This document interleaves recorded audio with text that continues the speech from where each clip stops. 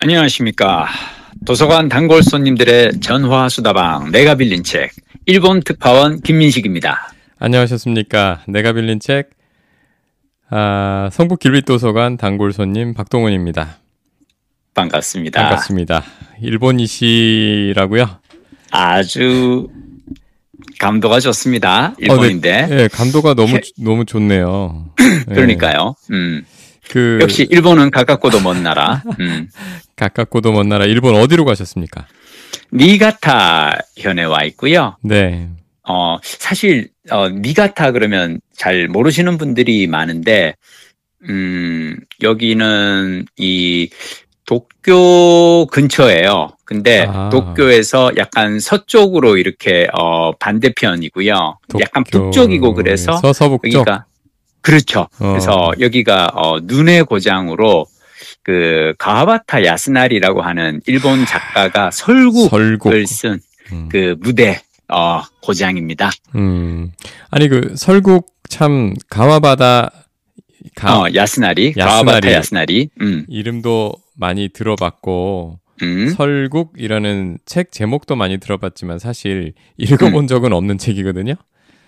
우리가 그런 책이 많죠. 원래 노벨 문학상 수상 작품들은 그런데 특히나 이 책은 사실 좀 어려워요. 저도 여행 오기 전에 그래도 이 책의 소설의 무대라고 문학 기행을 가니까 소설은 읽어봐야지라고 했는데 사실 읽기가 상당히 어려웠고 그 이유 중 하나는 뭐냐면 이게 사실 여러 편의 단편을 계속 이어서 쓴 약간 연작 소설 같은 거고 그리고 특별한 하나의 사건 같은 게 이렇게 있는 게 아니에요. 약간 좀 사변적인 소설이고 그래서 노벨 문학상을 받을 만한 거 그러니까 되게 이렇게 표현이라든지 이런 게 유려하기는 하지만 막 그 흥미진진하게 이렇게 이야기가 전개되는 그런 소설은 아닌지라 근데 뭐 하여튼 그래도 한번 그냥 소설을 일본 문학에 관심 있으신 분은 한번 보실 만하고요. 저는 하여튼 소설의 무대가 된 곳에 왔다는 것으로 그냥 의미가 있는 건데 사실 저는 이 소설의 무대인 이 고장보다는 동행이 저에게는 이번 여행에는 중요합니다. 동행? 혼자 가신 게 아니에요? 아니에요. 제가 보통은 혼자 가는데 이번 여행은 동행이 있습니다. 동행 누굴까? 제가 조금 거슬러 올라가는데요. 제가 좋아하는 한국의 작가분들 중에서 영화 평론가 김봉석 선생님이 있어요. 김봉석 님을 알아요? 아니 저 예전 시내 21 같은데 많이 맞아요. 네, 많이 나왔던 그 김봉석 작가님입니다. 어떻게 아세요, 우리 박동원 부장님은? 제가 한때 영화 음악과 관련된 업무를 한 적이 있어요. 그렇구나. 네, 그래서 그때 한창 그리고 또 나름 시네키드. 그렇지. 예, 또 영화 또 좋아하시는. 제대하기 전에 자 어차피 전공 공부 해도 안 되는 거 그만두고 내가 좋아하는 그때 한창 영화에 빠져 있었던 때라 하루에 5편까지도 봤던 때인데 그래서 내가 이제 종합예술학교 영화과를 한번 들어가야겠다. 진짜 그랬던 적이 있어요? 네, 그랬던 적이 있어요. 그래서 그때 뭐 시내 21 이런 거 꽤 봤죠. 근데 그분 저 평론가 김봉석 평론가의 글을 많이 본 것 같아요. 나는 저도 이제 사실은 옛날에 그 영화 잡지 키노 시절부터 사실은 이제 모았던 영화 강의고 저는 외대 통역대학원 다닐 때 원래 영화를 진지하게 생각을 했었어요. 그래서 통역대학원 졸업하고 충무로에 가서 영화 조연출 조감독 하면서 이제 영화를 한번 해볼까라는 그런 진지하게 고민을 했었는데 그때 저의 길을 틀어준 게 그때 MBC에서 영화음악 진행하던 배유정 선생님. 배유정의 영화음악. 그분이 동시통역사 출신 배우잖아요. 제가 배영음 녹음해서 들었잖아요. 테이프에다가. 진짜? 그 배유정 선생님이 제 통역대학원 은사하셨고요. 그래서 제가 그때 이제 배유정 선생님은 그때 이제 아름다운 날들이라는 영화에 이제 출연까지 하시고 막 그러셨기 때문에 배유정 선생님을 제가 찾아가서 심각하게 진지하게 고민을 토로하죠. 제가 이러저러한 영화를 너무너무 좋아해서 충무로에 가서 영화를 만드는 일을 해보고 싶습니다. 그랬더니 배유정 선생님이 김민식 씨, 제가 충무로에서 영화하는 분들 좀 아는데요. 그분들 1년 연봉이 200만 원이 안 돼요. 그래서 너무너무 힘든 생활인데 그러지 마시고 제도권에 가서 일을 하세요. 방송사 PD를 해보세요. 라고 배우준 쌤이, 왜냐면 배우준 쌤은 영화 음악을 MBC에서 이제 출연을 하고 있었기 때문에. 그래서 저한테 PD를 해보라 그래서 제가 충무로에 가는 대신에 MBC 입사 시험을 받고 저는 이 충고를 너무나 감사하게 지금까지 생각하고 있거든요. 근데 하여튼 그래서 저는 그 시절부터 영화 잡지 키노라든지 시네20을 봤는데 저는 김봉석 평론가의 글을 예전부터 되게 좋아했던 게 뭐냐면 사실 가끔씩 왜 영화 평론가들이 이렇게 추천하는 영화 극장 가서 보면 졸릴 때가 좀 있어요. 가끔은 아니죠. 약간 네. 설국도 비슷해요. 막 다른 그 문학평론가들이 너무 좋은 작품이라 그래가지고 노벨 문학상까지 받았다 해서 봤는데 너무너무 졸리기도 하거든요, 사실은. 근데 그런 경우에 나한테 문제가 있다고 항상 자책하죠. 근데 나는 그러지 않아요. 나는 반대로 생각해요. 이거 추천한 평론가가 되게 자기 아는 척하고 싶어서 되게 이렇게 잘난 척하려고 일부러 어려운 작품을 독자들에게 권했구나라고 저는 생각을 하거든요. 네. 그래서 저는 어렸을 때부터 약간 저의 기준은 뭐냐면 재미난 것이 대중적인 것이 좋은 것이다라는 약간 그런 생각이 있었어요. 그래서 저는 막 이렇게 영화상 막 이렇게 받는 막 이런 작품보다도 그냥 흥행순위 높은 작품을 저는 좋아했었고 대중들의 선택을 저는 약간 좀 이렇게 믿고 따라가는 거였고 근데 김복성 쌤도 약간 재미 위주로 영화를 골라주셨어요. 아하. 그래서 저는 그 시절부터 김봉석 쌤을 좋아했는데 그 김봉석 쌤이 사실은 영화도 추천을 하시지만 소설도 엄청 많이 읽고 재미난 소설을 또 이렇게 추천해 주시기도 하시거든요. 네. 그래서 이분이 쓰신 책이 하드보일드는 나의 힘이라는 책이 있어요. 그러니까 그 미국 소설, 추리 소설이라든지 약간 이런 그 하드보일드 소설들을 읽고 그중에 재미난 작품을 소개를 해 주셨는데 이게 제 삶이 아주 힘들 때 저를 살린 어떤 하나의 책이었어요. 이게 뭐냐면 MBC에서 제가 힘들 때 2015년, 2016년 이럴 때 이 책을 읽고 여기에 나오는 되게 재미난 책들, 리 차일드의 잭 리처 시리즈라든지 아니면 형사 해리 보쉬 시리즈라든지 그런 소설들을 이제 김봉성 선생님의 추천을 받고 읽기 시작을 했고 재미난 소설을 읽다 보니까 힘든 시절이 시간 가는 줄 모르고 훅 지나가더라고요. 그래서 저에게는 항상 김봉성 선생님이 저의 어떤 약간 좀 구세주 같은 그런 분이고 저는 항상 김봉성 선생님의 페이스북을 이제 들여다보는데 제가 지난 봄에 4월에 규슈 올레길 걸었었잖아요. 네. 그러고 나서 그때 이제 다케오 온천 코스 걷고 막 그랬었는데 어느 날 내가 김봉수 선생님 페이스북에 봤더니 거기에 제가 다케오 온천에 걸었던 그 길들이 그대로 사진으로 나오고 심지어 제가 묵었던 교토야라고 하는 료칸까지 사진에 나오는 거예요. 팔로우인가요? 아니, 그게 아니라 그분은 그분대로 다케오에 이제 여행을 갔던 거예요. 그래서 근데 그게 일본 방랑이라 그래서 김봉석 쌤이 그냥 사람들을 모아서 같이 여럿이서 규슈에 여행을 다녀오셨더라고요. 근데 제가 지난 4월에 규슈 올레길 걸으면서 약간 아쉬웠던 게 뭐냐면 되게 좋은 료칸이라든지 막 이런 데서 묵고 있는데 그날 하루 즐거웠던 어떤 경험을 하고 나서 이 추억을 나눌 만한 사람이 없었던 거죠. 혼자 여행을 하다 보니까. 그리고 왜 또 이렇게 유명한 식당 같은 데 가고 싶은데 혼밥하기에는 좀 힘든 그런 식당들도 있었고. 근데 여기에 만약 내가 김봉성 쌤이랑 같이 갔으면은 같이 이렇게 료칸에서 묵으면서 그리고 맛있는 식당 같은 데 이렇게 찾아다니면서 재미난 추억을 만들 수 있었겠다라고 생각이 들었는데 마침 한 달 전인가 2달 전에 김봉쌤이 페이스북에 12월에 설국 문학기행을 가신다고 또 올리신 거예요. 모집해서 가나 보죠? 그렇죠. 근데 이게 소수예요. 딱 6명. 그래서 6명의 김봉석 평론가랑 그리고 일본 현지 코디네이터, 일본어 통역사 한 분이 또 붙어요. 그렇게 해서 총 8명. 8명이면 딱 좋은 게 넷넷 택시 타면 되고, 그죠? 택시 2대 타기에도 좋고, 그리고 하여튼 그렇게 해서 이번에 와서 김봉성 선생님이랑 같이 이제 3박 4일간 여행을 했던 거예요. 그래서 너무 재밌었고, 네, 김봉성 선생님은 이제 어제 가셨어요. 벌써 3박 4일 하신 거예요? 벌써 3박 4일 했고, 근데 저는 약간 뭐가 있냐면, 그렇게 해서 여럿이서 3박 4일을 이렇게 여행을 끝나고 나서 그냥 훅 돌아가는 것보다는 한 2박 3일 정도 더 남아서 나 혼자 여기를 조금 더 즐기고 싶어서 혼자 남았어요. 그래서 오늘이 이제 그거 전 내일 이제 한국으로 돌아갑니다. 아니 잠깐만. 우리가 지난주 금요일 날 녹음을 했잖아요. 그리고 그 다음날 아침에 제가 떠났던 거예요. 그랬구나. 토요일 날. 요즘 저 바쁩니다. 네. 아니 그러면 김봉석 선생님의 글로만 수십 년을 한 20년 글로만 봤던 사람을 그전에도 제가 가끔씩 뵀었어요. 실은. 김봉석 작가님을 사석에서 뵀던 적이 있었고 그 사석에서 뵐 수 있었던 이유는 한번 제가 얘기했었죠. 왜 제가 윤태호 작가랑 안다고. 윤태호 작가랑 김봉석 작가님 두 분이서 같이 예전에 A코믹스라고 하는 그 웹툰 온라인 매거진을 같이 하셨어요. 그래서 그때 제가 이제 또 인연이 닿아서 김봉석 선생님을 사실은 뵌 적은 있었고요. 근데 이렇게 3박 4일간 같이 여행 다니면서 막 김봉석 선생님의 그 설명을 들으면서 이렇게 또 설국 문학여행을 할 수 있는 날이 올 줄은 몰랐죠. 가끔 그런 걸 팸투어라고 하나요?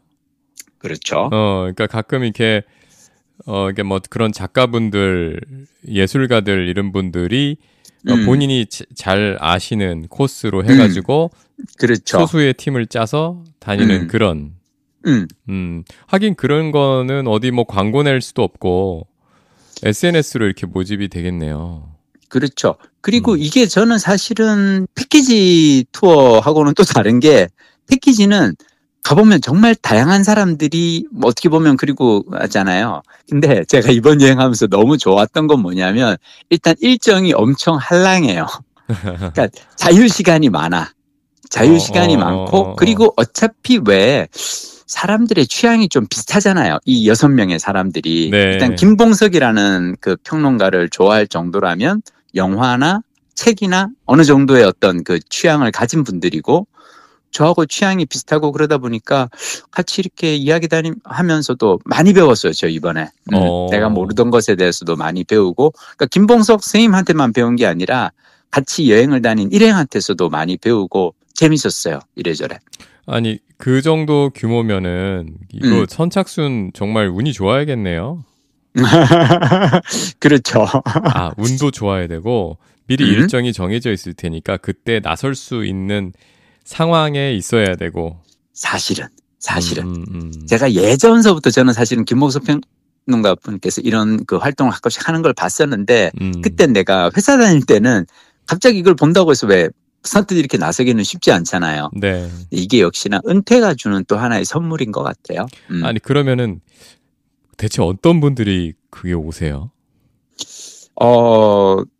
제가 이제 개인적인 어떤 신상을 얘기를 하기는 힘든데, 근데 되게 재밌었던 건 뭐냐면 다 이렇게 공부하시는 분들이고, 일본 그 출판 관련해서 일하시는 분도 계셨고요. 근데 그분 제가 그러니까 어떤 출판사 대표님이세요. 네. 근데 이분이 동경에 출장을 오셨던 거야. 왜냐하면 도쿄에 와서 이제 그 새로 번역하고 판권 살 만한 어떤 작품들 찾느라고 오셨던 어떤 나이도 연배도 저보다 위인 지긋하신 대표님인데 저 그분하고 얘기하다가 또 되게 재밌다고 생각했던 건 뭐냐면 그분은 1989년도서부터 일본에 와서 비즈니스를 하신 분이에요. 네.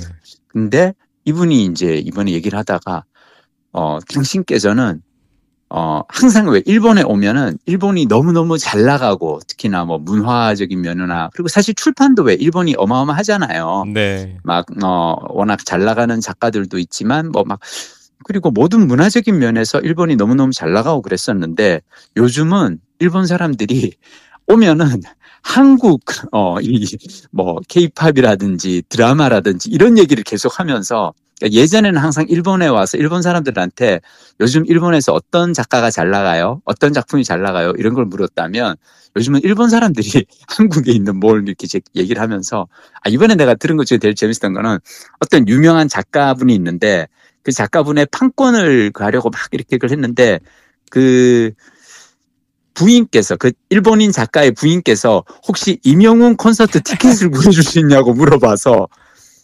일본 할머니인데 임영웅을 좋아하신다는 거예요. 야, 임영웅 진짜 대단하구나. 나는 진짜 난 생각도 못했어요. 아니 그러니까 나는 그냥 케이팝 아이돌을 생각을 했었지. 근데 임영웅을 그렇게 좋아하신대요. 그러니까 약간 그런 얘기들. 어떻게 난 이해 그만의 매력이 있겠죠. 아니 근데 근데 나는 그러면서 이분이 하신 얘기가 뭐냐면 한국이 이렇게까지 문화적으로 일본을 따라잡을 수 있을 정도로, 그러니까 많이 쫓아갈 수 있을 정도, 이런 날이 올 줄은 몰랐다. 당신 생애 내에 이런 날이 올 줄은 몰랐다라고 그분이 얘기를 하시더라고요. 근데 저도 사실은 그렇지 않나요? 우리가 이렇게까지 한국이 일본과의 경제적 격차가 줄어드는 날이 오고, 저 오늘 제가 아침에 이 동네에서 이 도시에서 되게 유명한 카레집이 있어요. 네. 갔는데 그 카레가 5,500원. 엄청 맛있고요. 네. 내가 점심은 카이센동이라 그래서 왜 카이센동 알아. 그러니까 약간 그 지라시 스시하고 비슷하고 왜 네. 그러니까 네. 회를 올려놓은 덮밥 같은 건데 우리나라 회덮밥하고는 좀 다른 카이센동. 얼마인 줄 알아요? 우리나라에도 많은데 우리나라에서는 이제, 보통 한 15,000원에서 2만 원 하죠. 내가 오늘 먹은 거는 850엔. 그러면 한 600원, 6,000원 정도네요. 그러니까요. 7,000원, 8,000원. 와, 그러니까 나는 일본 물가가 이렇게 싸게 느껴지는 날이 올 줄은 난 진짜 몰랐다니까. 아까 지금 카레는 말씀하시죠. 500엔인가요? 550엔? 500엔. 얼마야? 와, 근데 진짜 맛있어. 진짜 맛있고. 하여튼 그래서 저는 그리고 제가 지금 오늘 북오프라고 여기에 제가 일본에 오면 이제 항상 가는 곳 중 하나가 북오프라고 하는 그 중고 서점이 있어요. 중고 서점 체인의 이름 북오프인가요? 북오프예요. 그러니까 이게 일본어 공부하시는 분들한테는 제가 정말로 권해드리는 그건데 뭐냐면 오늘 와가지고 제가 여기서 이제 귀멸의 칼날 만화책을 한 4권 정도 샀거든요. 귀멸의 칼날이 한 권에 110엔 새 책인데 110엔이라고 하면은 우리 돈으로 1,000원도 안 돼요. 만화책 한 권이.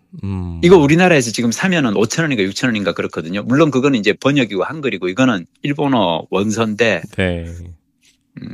근데 저는 귀멸의 칼날 지금 4권이나 사게 된 이유는 뭐냐면 어제 가서 한 권을 산 거예요. 네. 사서 와서 이렇게 읽으면서, 그러니까 소리내서 읽어보거든요. 네. 일본 만화를, 네. 그 대사를 소리내서 읽다가 내가 느낀 게 뭐냐면 귀멸의 칼날 그 넷플릭스에 애니메이션이 있거든요. 봤어요.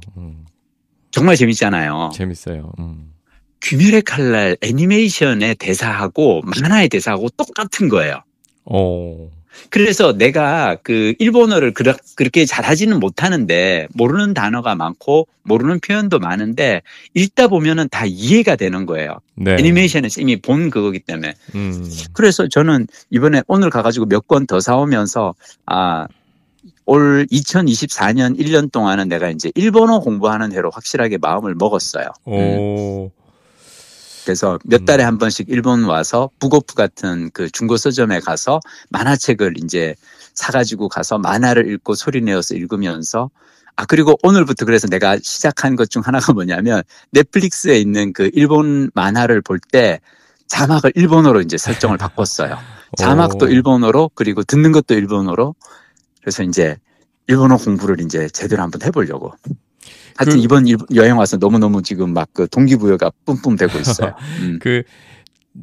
김봉석 선생님이 안내하는 니가타 그 주요 일정은 어떻게 됐나요? 처음에 니가타 도착하자마자 네. 그러니까 니가타는 이제 공항이 있는 도시고요. 네. 그래서 여기에 와서 니가타 역에 가서 신칸센을 타고 갑니다. 에치고 유자와라고 하는 역으로 가고요. 그 역이 이제 설국의 무대가 된 곳이고 그 역에 가면 가와바타 야스나리 선생이 묵으면서 설국을 집필했던 료칸이 있어요. 다카한이라는 료칸이고 110년이 넘은 그 료칸에 가서 묵는 겁니다. 근데 그 료칸에 식사가 예술이에요. 이 에치고 유가와가 이 유자와, 에치고 유자와. 에치예요? 에끼가 아니고? 에치고 유자와. 에치고 유자와. ECHIGO, 그다음에 YUZAWA. 에치고 유자와. 유자와역. 그래갖고 그 료칸 110년 된 료카의 맛이 예술인 그러지? 거기가 가보면은 또 그 설국이라는, 그러니까 그 소설을 원작으로 한 영화가 또 이제 있거든요. 네. 그 영화를 그 료칸에서 찍었어요. 그리고 그 료칸에 가면 매일 밤 저녁 8시에 상영회를 해요. 약간 1950년대 찍은 흑백 영화거든요. 네. 그걸 상영회를 하는데 그걸 보면 그 시절의 정서와 그 시절의 풍광이 다 보이는 거죠. 왜냐하면 옛날 영화니까. 야, 이거 재밌겠다. 그런 여행. 재밌어요. 다만 이제 한 가지 아쉬운 거는 그 영화가 워낙 옛날 영화라서 자막이 없어요. 뭐 이렇게 영어 자막이라도 있으면 좋을 텐데. 근데 다만 이제 소설을 이미 읽고 갔잖아요. 네. 그래서 대충 영화를 보면 어떤 상황인지는 알고 어떤 장면인지는 알고 보니까. 그리고 그 가와바테 야스나리 선생이 그 묵었던 방을 그대로 이렇게 보존을 해놨어요. 네. 그래서 거기는 그 방만은 그 이렇게 묵는 방이 아니라 그냥 아예 약간 그 기념관처럼 이제 문학관처럼 이렇게 따로 꾸며놨기 때문에 네. 거기에 앉아서 사진도 찍고 막 그럴 수가 있어요. 그 사람들이 늘 많지는 않죠. 늘 많지는 않아요. 그리고 이번에 가보고 느꼈어요. 설국은 요즘 일본의 젊은이들한테는 아무런 관심이 없는 작품이구나. 그러니까 마치 우리로 치면은 왜 염상섭의 3대나 무슨 그런 그거죠. 왜 무슨 말인지 알겠죠? 네. 그거를 우리는 그냥 옛날에 교과서에서 들어봤는데 지금 20, 30대는 모를 거 아니에요. 그죠? 맞아요. 그래서 거기 갔더니 그냥 나이 지긋한 60, 70대 일본 할아버지 할머니들이 오셔서 그 료칸에서 그 방에 가서 또 이렇게 설명해 주시는 할아버지 분이 계세요. 네. 옛날에 가와바타 야스나리 선생이 여기에서 묵을 때 어떤 일이 있었고 막 뭐 그런 얘기를 해주시는 분이 계신데 네. 그거 들으면서 이제 추억에 잠기고 그러는 거죠. 근데 그 료칸은 거기가 에치고 유자와가 그러니까 옛날에 100년 전에 가와바타 야스나리 선생이 거기에 가서 묵었던 이유가 거기가 일본에서 스키가 처음 스키의 발상지고요. 100년 전에 일본에서 그 사람들이 거기서 스키를 탔대요. 지금도 거기는 스키 리조트거든요. 근데 내가 그랬어요. 100년 전에 스키를 탔다고? 나는 40년 전에도 비료 포대에다가 이렇게 눈썰매 탔던 기억밖에 없는데. 하여튼 그리고 거기는 스키 리조트와 온천으로 유명한 데고 그러다 보니까 료칸이 발달을 한 거죠. 네. 그리고 일본의 료칸에는 식사가 예술인데 정말 아침이고 저녁이고 제가 나중에 블로그에 사진들 쫙 다 올릴 거거든요. 근데 보통 비싸지 않나요? 료칸이라는 데가? 비싸죠. 그래서 제가 이번 여행에 그 경비는 말씀을 따로 안 드릴 거예요. 거기도 비싸구나. 비싸요. 아니 네, 요즘은 일본 료칸도 또 저렴한 데도 있고 한데 지금 말씀하시는 거 들으니까 여기는 좀 값 좀 나가겠네. 여기는 값이 좀 나가는데요. 그나마 우리는 조금 싸게 갔어요. 왜냐? 아직 본격적인 스키 시즌이 아니라서 비수기일 때 간 거라서 그러니까 성수기 오기 마지막인 거죠, 이제. 그러니까 여기 니가타라는 데는 결국 그 공항 내려가지고 그 산으로 좀 들어가가지고 스키 리조트로 그렇죠. 가는 그런 데군요. 그렇죠. 길목인 거고 에치고 유자와가 스키 리조트가 있는 곳인데 다만 좀 슬픈 거는 원래 소설은 우리가 왜 12월 첫 주에 갔냐면 소설에서 표현된 시기가 12월 첫 주예요. 그리고 12월 첫 주에 소설 속 주인공이 그 마을에 딱 도착했더니 이미 세상은 눈의 나라 설국이었다라는 표현이 이제 시작되거든요. 네. 그리고 막 눈에 덮인 그 마을 풍광이 나오는데 우리가 갔을 때 눈이 하나도 없었어요. 저기 산 정상에만 좀 있고 그리고 갔더니 거기 마을 사람들이 다 지금 난리가 났더라고요. 왜요? 기후 온난화 때문에 원래는 사실은 12월 초에 눈이 쌓여 있어야 된대요. 네. 그리고 거기 내가 묵었던 그 료칸 바로 옆에 스키장이 있거든요. 네. 근데 그 스키장 리프트가 다 지금 아직은 이제 물론 시즌이 시작 안 됐긴 한데 다음 주면은 사실은 스키장 개장을 해야 되는데 네. 눈이 하나도 없는 거예요. 그리고 심지어 제가 갔을 때 비 오고 막 그랬어요. 그러니까 지금 그리고 제가 여기 있는 그 니가타에는 저 첫날 왔을 때는 영상 15도 정도 돼가지고 낮에는 이 바깥에 겉옷을 벗고 그냥 다닐 정도로 따뜻했어요. 근데 100년 전에 쓰인 소설에서는 분명 12월 첫째 주에 여기는 눈으로 가득했다고 돼 있었거든요. 그리고 그걸 직접 가와바타 야스나리 선생이 여기 와서 묵으면서 소설을 썼기 때문에 네. 내가 보기에 분명히 사실에 충실한 묘사를 했을 거란 말이죠. 만약 이를테면 그렇잖아요. 왜 만약 12월 첫째 주 세상은 눈으로 가득했다라고 했는데 사람들이 다 만약 그 시절에 소설을 읽는 사람들이 에이 무슨 소리야 12월에 어디 눈이 와라고 했으면 그런 소설을 쓸 수가 없었을 거 아니에요. 네. 제 생각에는 왜 우리도 지금 그 강원도 스키장에서 그런 얘기 하잖아요. 왜 점점점 그 이 눈 내리는 이게 시기가 늦춰지고 있어서 개장 시기가 늦춰지고 있고 그런 고충이 있다고 하는데 일본도 그렇더라고요. 지금 사실 여기는 되게 난리예요. 저기 제가 그런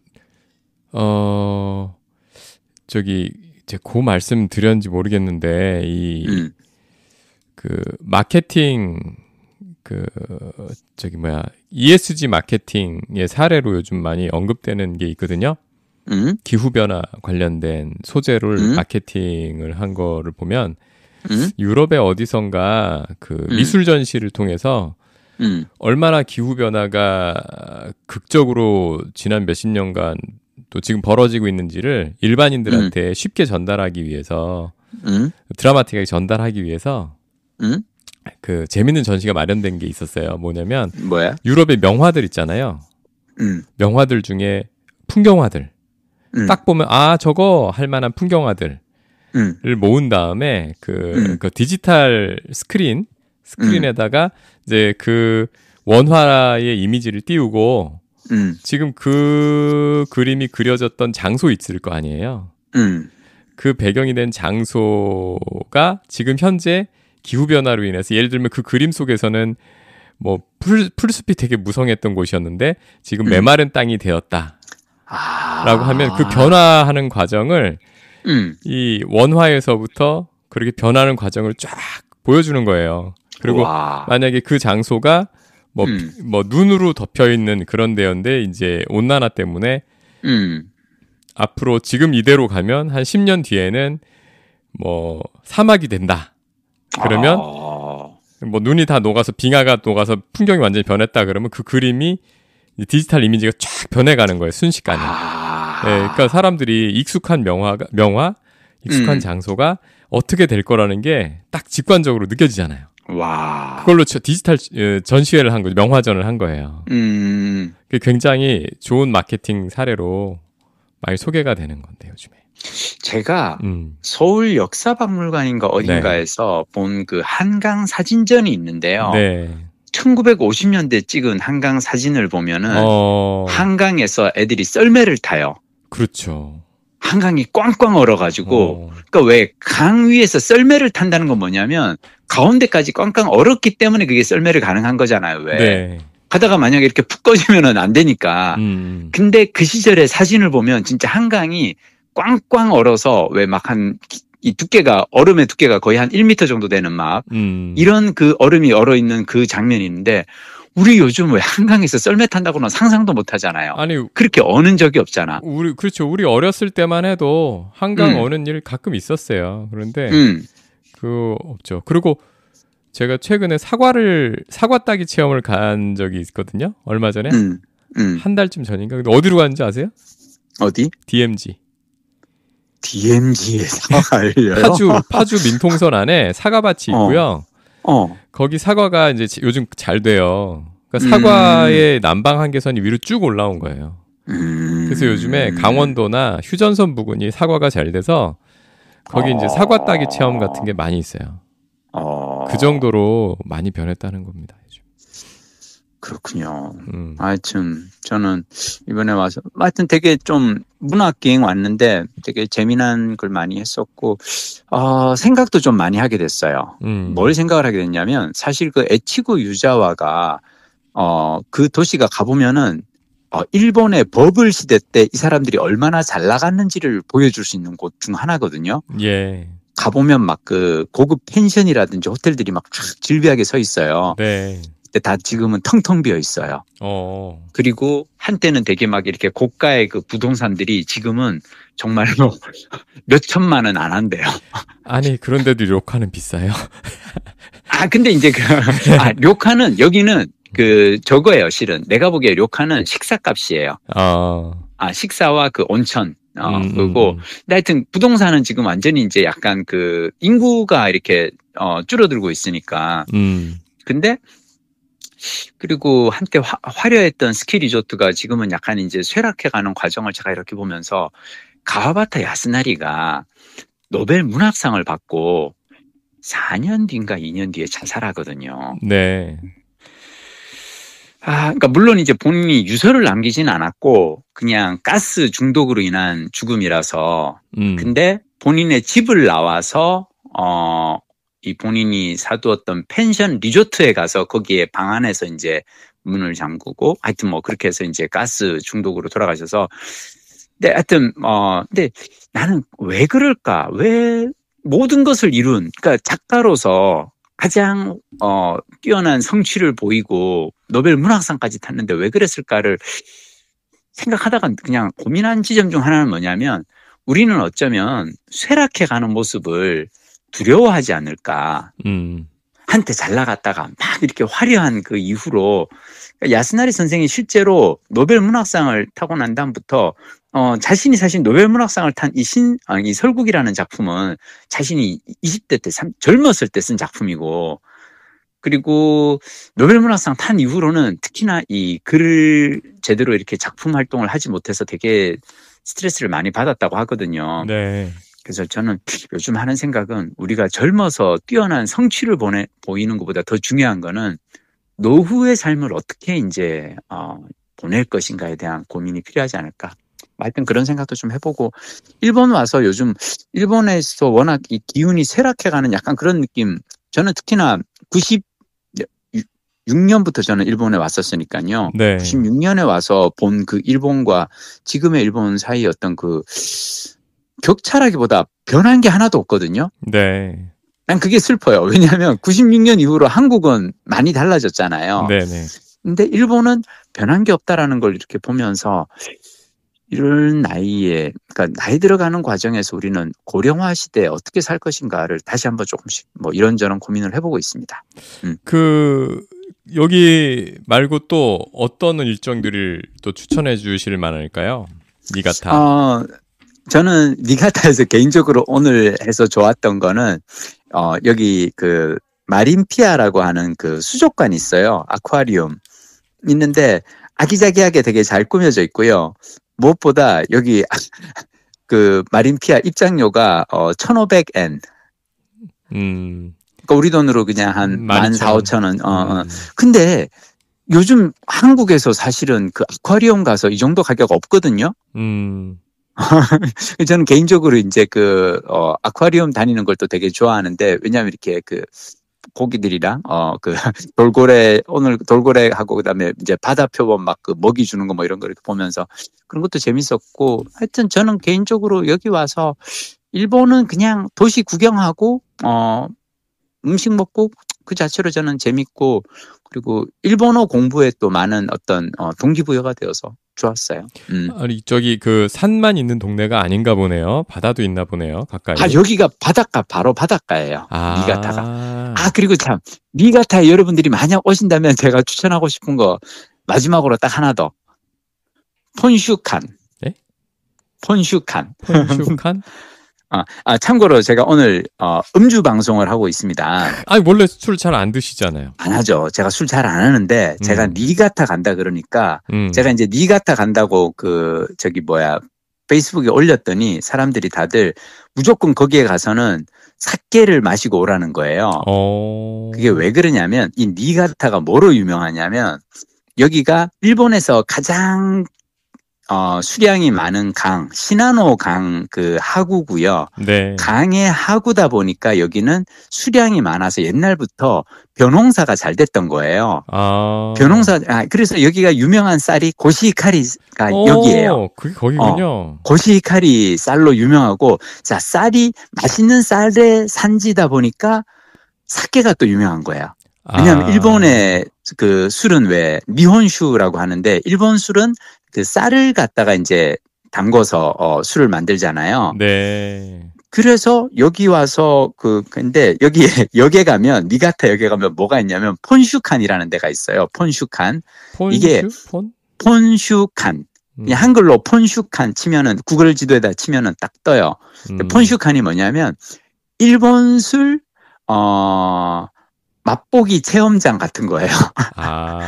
약간 술 박물관 같아요. 가보면은 되게 재밌는 게 그 역 안에 있어요. 역 안에서 여기가 만약 그러니까 사실은 워낙 그 일본에서 유명한 쌀 산지고 그러다 보니까 이 고장에 명물 사케들이 많아요. 네. 그래서 그 각 양조장에서 자기네 나오는 술들을 다 그 샘플로 샘플링 할 수 있는 건데 뭐냐면 500엔, 그러니까 우리 돈으로 5,000원이라고 쳐요. 네. 5,000원을 딱 내면은 조그마한 사케 잔 하나를 주고 그리고 그러니까 물론 그거는 렌탈용 잔이니까 나중에 나갈 때는 반납하는데 조그마한 잔을 하나 주고 그 금속 동전 토큰 같은 거 이렇게 5개를 줘요. 네. 그러면 자판기 같은 게 있거든요. 네. 이 자판기가 111개가 있어요.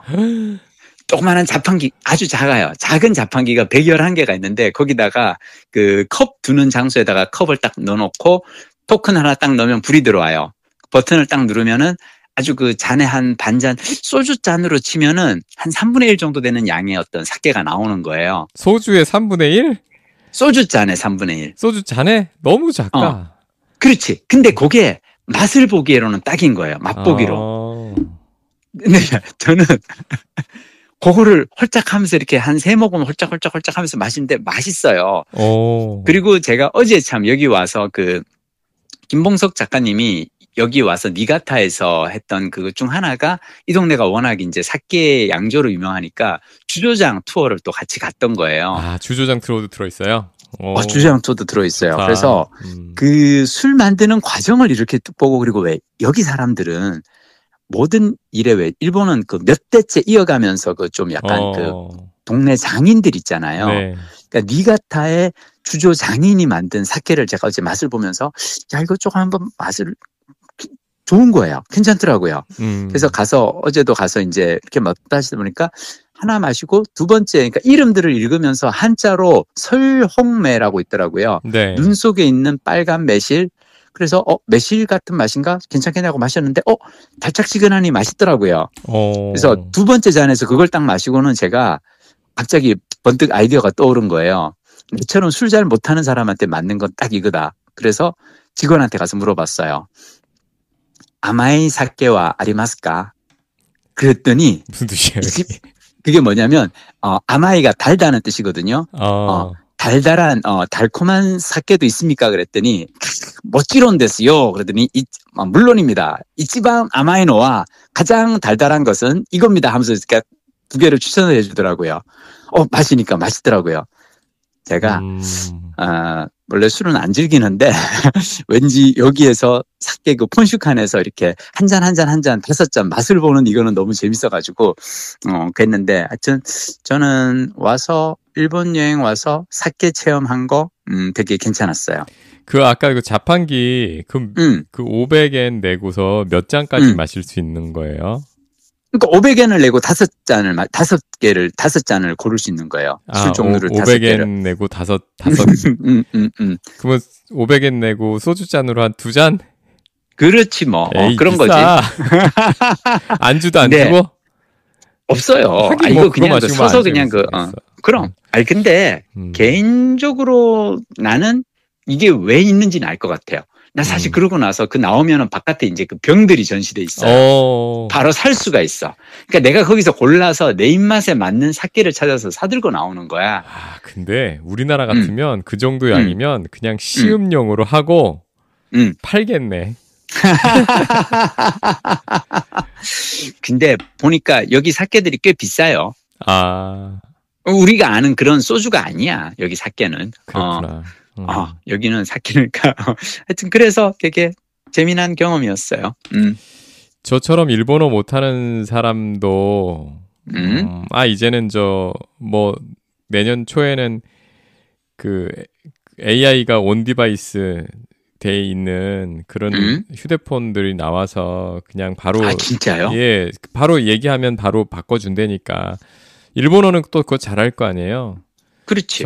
근데 AI가 온 디바이스 되는 휴대폰이 나온다는 건 무슨 의미예요?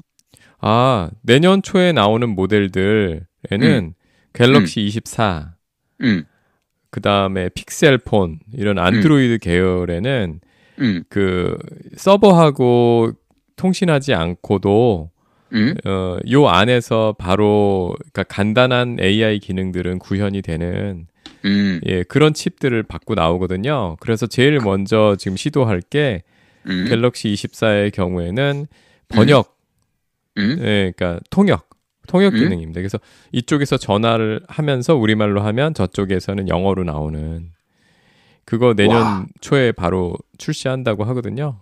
진짜? 예, 근데 영어는 아무래도 번역에 오류가 있을 것 같고 일본어는 확실하지 않겠어요? 그렇죠. 일본어는 한국하고 어순이 같으니까.